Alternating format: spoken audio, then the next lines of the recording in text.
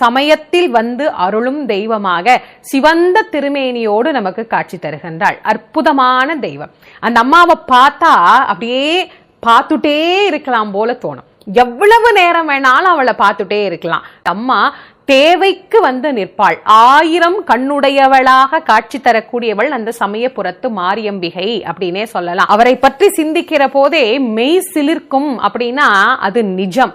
வார்த்தைகளால் வர்ணிக்க முடியாத பேரழகு படைத்தவள் அந்த அம்பிகை. அவள் நமக்கெல்லாம் தாய். அவள் ஒரு அம்மா மாதிரி. கோடான கோடி பேருக்கும் அதே உறவுதான். அவள் அம்மா அப்படின்னு எந்த உரிமையில நாம சொல்றோம்? நம்ம பிள்ளைங்க நல்லா இருக்கணும் அப்படின்னா ஒரு தாய் தானங்க பட்னி இருப்பா. தெய்வங்களிலேயே பச்சை பட்டினி என்கின்ற விரதத்தை மேற்கொண்டு இந்த உலக மக்கள் எல்லாரும் என் குழந்தைங்க, அவங்கெல்லாம் நல்லா இருக்கணும்னு விரதம் இருக்கின்ற அம்பிகை சமயபுரத்தம்மன். பாத யாத்திரையா பலாயிரக்கணக்கான பக்தர்கள் நடந்து போய் அந்த அம்மாவை பார்ப்பாங்க.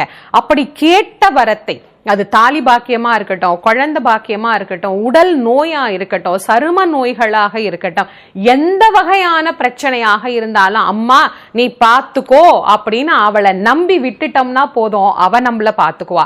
எங்க கூப்பிட்டாலும் வருவாங்க. நாம நினைத்தாலே போதும் அந்த அம்பாள் நமக்கு நலனை அருளுவாள்.